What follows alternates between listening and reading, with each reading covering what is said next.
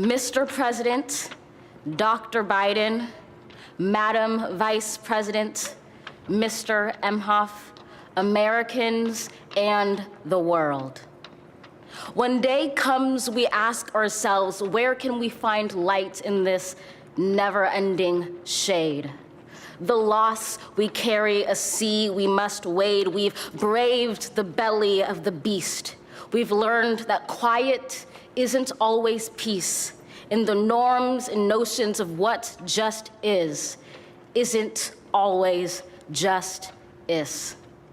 And yet the dawn is ours before we knew it. Somehow we do it. Somehow we've weathered and witnessed a nation that isn't broken, but simply unfinished. We, the successors of a country and a time where a skinny Black girl descended from slaves and raised by a single mother can dream of becoming president, only to find herself reciting for one. And yes, we are far from polished, far from pristine, but that doesn't mean we are striving to form a union that is perfect. We are striving to forge our union with purpose, to compose a country committed to all cultures, colors, characters, and conditions of man. And so we lift our gazes not to what stands between us, but what stands before us. We close the divide because we know to put our future first. We must first put our differences aside. We lay down our arms so we can reach out our arms to one another. We seek harm to none and harmony for all. Let the globe, if nothing else, say this is true.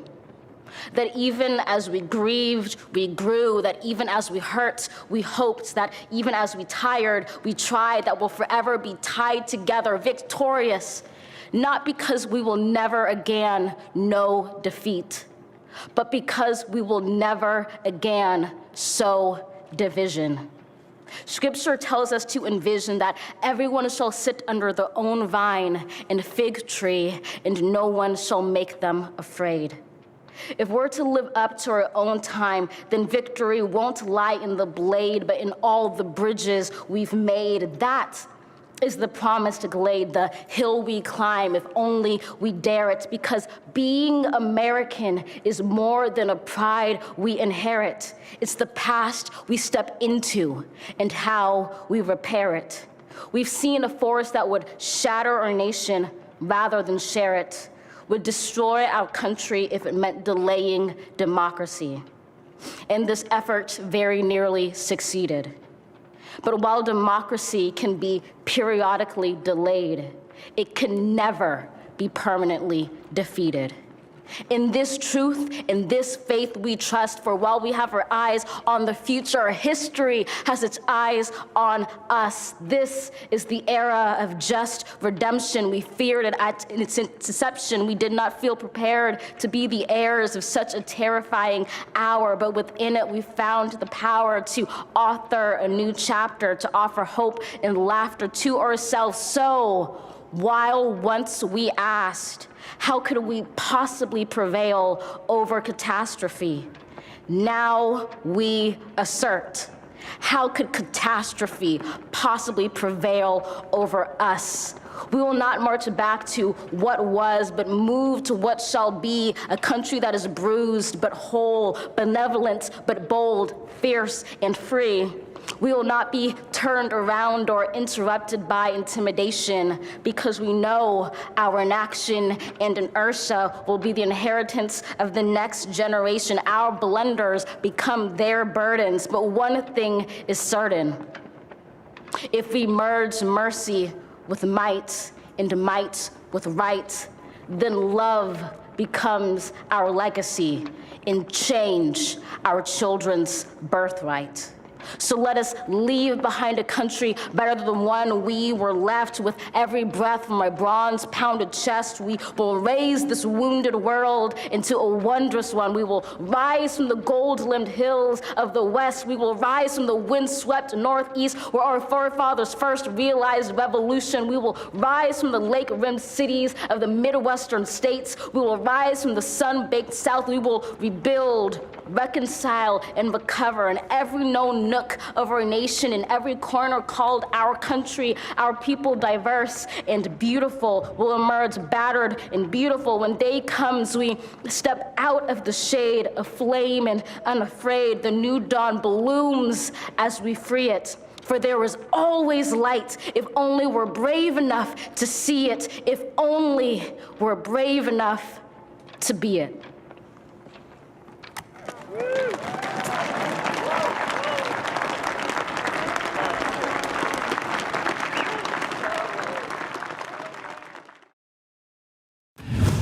Amanda Gorman, it is such a pleasure. First of all, how do you feel? I feel just so overjoyed and so grateful and so humbled. You know, I came here to do the best with the poem that I could, and to just see the support that's been pouring out. I literally can't absorb it all, so I'll be processing it for a while. Can you just explain why this message today? How did you go about crafting this? Right.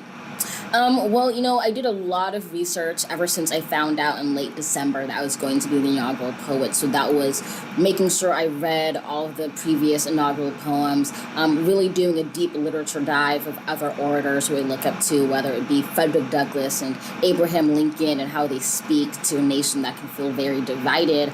And I was around halfway through that process and kind of that research when the January 6th insurrection happened at the Capitol.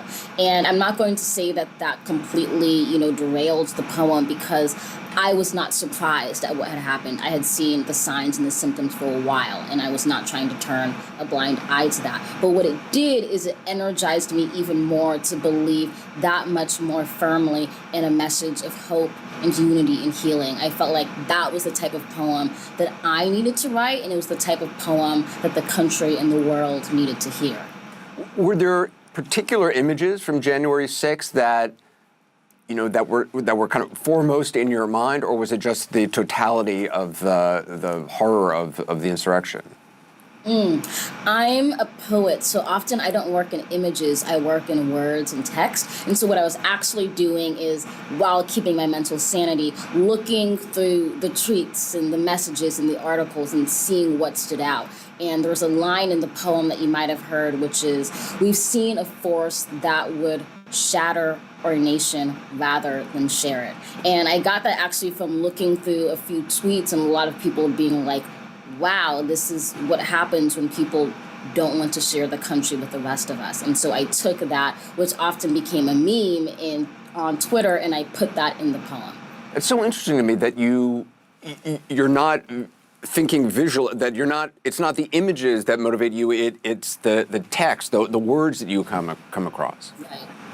To me, words matter, and I think that's kind of what made this inauguration that much more sentimental and special. We've seen over the past few years the ways in which the power of words has been violated and misappropriated. And what I wanted to do is to kind of reclaim poetry as that site in which we can re-purify, re-sanctify not only the Capitol building, which we saw violated, but the power of words, and to invest that in kind of the highest office of the land.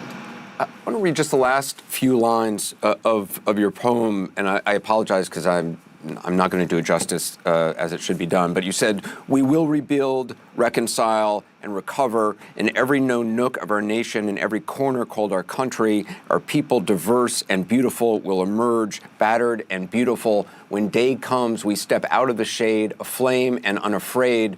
The new dawn blooms as we free it, for there is always light, if only we're brave enough to see it, if only we're brave enough to be it." I got shivers when you said that. I mean, that is what it takes, isn't it? It's bravery. It takes bravery to see it and to be that light. Right. Well, I think that recitation was great. I should have had you up there with me. That was amazing. But I'm so grateful you brought up the last line. It's something that I've been seeing a lot of people repeat. And to be honest, I was concerned of whether I should include that last line of "be it" at all. I was kind of deliberating between see it, be it, free it. And then I said, you know what, we need all of these things at once. We need that cacophony. We need to realize that hope isn't something that we ask of others. It's something that we have to demand from ourselves. And that's what I wanted the poem to end on. I had a form of dyslexia as a child and a kind of a minor speech issue, so slight little stutter.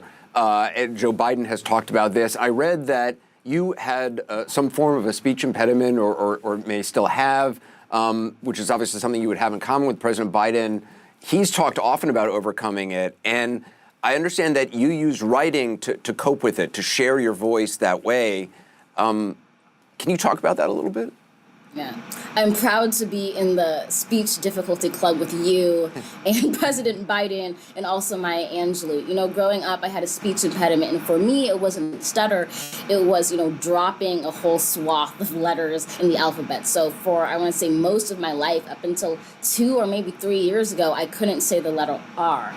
Even to this day, sometimes I struggle with it, which is difficult when you have a poem in which you say rise like 5 times. And so for me, I used writing, one, as a form of self-expression to get my voice on the page, but then it also metamorphosized into its own speech pathology. So the more that I recited out loud, the more in which I practiced spoken word in that tradition, the more I was able to teach myself how to pronounce these letters, which for so long had been my greatest impediment.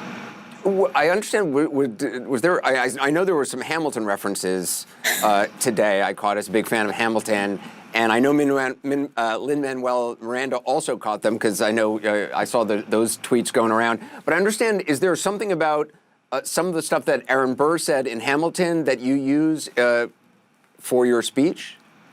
Right. So like I said, it was as recent as college that I was still struggling to say the R sound. And so one thing that I would do to try to train myself to say it is I would listen to the song Aaron Burr, Sir, which is just packed with R's. And I would try to keep up with Leslie Odom Jr. as he's, doing this amazing rap. And I'd say, if I can train myself to do this song, then I can train myself to say this letter. And so that's been a huge part of my own speech pathology. It's why I included it in the inaugural poem. Also beyond that, I think Hamilton is just such a great kind of American cultural piece of what it means to be a better country. It was really hard for me not just to copy and paste my shot and email it to me. Here's my poem.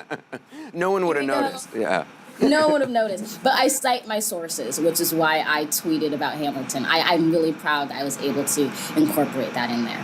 I understand you have a mantra that you say before every reading you give. Can you reveal what that is?